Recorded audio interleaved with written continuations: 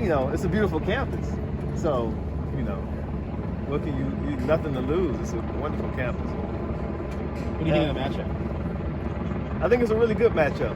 It's a Saturday slate of not a lot of great games, but this is one that you can point to and say, okay, I want to make sure I watch this game because, I think the styles, the storylines, and everything that's happened up to this point with both teams leads to just an excellent game. We have really two good coaches, two very strong programs. Obviously, what Chip Kelly has been able to do this year has been tremendous so far. Started off on fire, hit a bump in the road, it happens, but this is an opportunity now to, show people what they're made of. And then Oregon, obviously, started off, with the best win of the season when they traveled to Columbus in week 2 and beat Ohio State, but then they stumbled and lost a game against Stanford in overtime. And now this is another opportunity for them to show what they're made of against an opponent that you really respect. So I think it's going to be a fantastic game. I'm glad that we're here for it, and I'm excited about this one. Now, in terms of the talent on the field, because you talked about the two teams, you get to see a guy again like Kayvon Thibodeau or Noah Sewell, guys like that. They're pretty impressive. That maybe the rest of the country doesn't get to see very much. Yeah, exactly. Yeah, so it's more for them than me. Yes, I'm good. I know what they got. You know what I'm saying? Yeah, I know exactly what they bring to the table. And the thing about Thibodeau is, he's been injured a lot this season. He's missed a lot of games, missed a lot of snaps, and obviously, which made it even more impressive that they were able to go to Columbus without Thibodeau dressing, and they had another defensive starter linebacker who was out too. So it's good to see him now, about to play in a marquee matchup, like a big game. So that's good to see. But yeah, he's missed a lot of snaps this season. What do you think of Dorian Thompson-Robinson for UCLA? I think he's a really good quarterback. Good dual threat quarterback. I think he's averaging like around 11 yards per carry and about 5 touchdowns on the ground. Hasn't turned the ball over a lot this year, which is very important. And the most important, thing to say about DTR is that the best ability is availability, and he hasn't been injured. So that's the key, keeping him healthy, and he's been healthy so far. And we know, I think coming to the season, we all knew what he could do once he's healthy, but he just hadn't been able to stay healthy. So. Have you remembered, or at least a recent memory, of football season it seems like it's Georgia right now and everybody else? Does it feel like there's a lot more parity this year? Do you remember a season like that at all? Or I think that there's the feeling that there's a lot more parity this year, just because of how many top 10 or even top 5 teams have already lost this early in the season.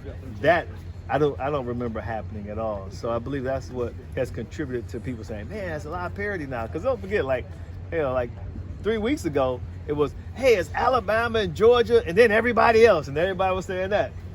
1 week later, okay, it's Georgia and everybody else. So, you just got to go with the punches. How's it looking for a Pac-12 team getting in the playoffs? Not good. Not good. Yeah. Yeah. Let me keep it 100. Not looking good, my friend. I mean, it was looking great at first, and especially with that huge win Oregon had, but stumbled against Stanford.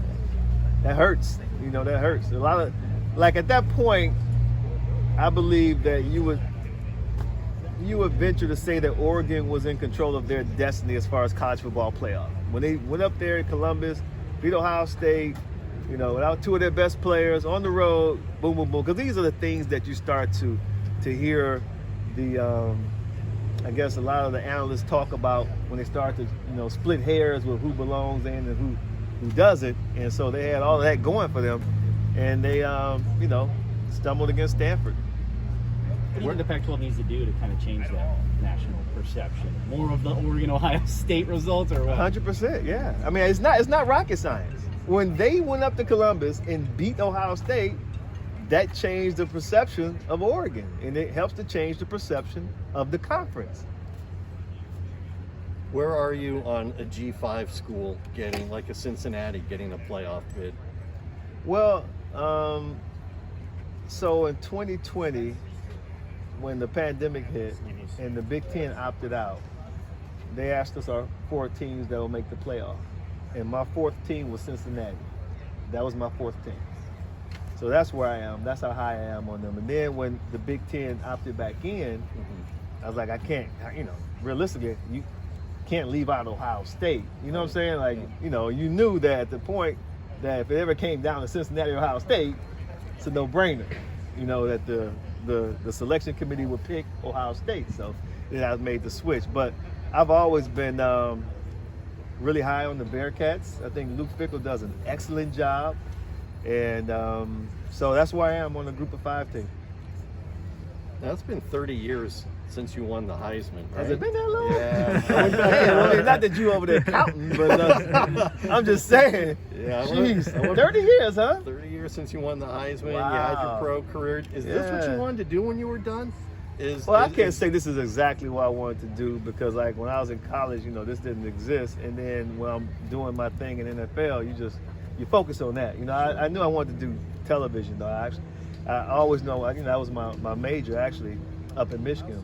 And it was like TV and film, just mass media communications. And then a couple of times I spoke to Herb Street at some events, and we talked about the show and everything. But this is great. It's a great gig. You still get people asking you about that? And none of y'all, nobody else got questions, huh? I don't want my man to dominate it, but do y'all have any questions, or you just gonna let my man do his thing? I know I'm just here to answer questions. You got any Heisman guys who are playing in this game? As a former Heisman yourself, anyone who stands out? No, I don't. I don't. But I'm gonna tell you this: I'm tougher on Heisman guys because it's my fraternity. Yeah. Are you guys in a fraternity? I'm no. not. Are you Russian? Are you Russian? No. Okay. But anyway, I'm just saying because it's like my fraternity. You know what I'm saying? Mm-hmm. So I think I'm a little tougher than just throwing names out there and stuff like that. You hear guys, have these knee-jerk reactions, and somebody have a big game. He's a Heisman candidate. Like, slow down, pump your brakes. That was against a D3 school, So anyway, I'm just, probably a little harder on just, hey, this guy's a Heisman candidate. I don't subscribe to that just because guys may have a big game statistically. So I'm still, this is my philosophy. I shouldn't have to find a Heisman candidate. He should jump out at me. So that's the way I look at it. Who's jumping out at you right Nobody. now? Told you that. Nobody at all? Nobody. I'm not impressed with anybody right now. If Anywhere I had in the to vote country? today, who would you vote for today? See what I'm saying? Probably. Right. Yeah. There's nobody. No, there's think about nobody. Matt Corral. See, that's what I'm saying. You got to think about it. It should just come out. It should just jump out at you, right? Right. Yeah. That's good.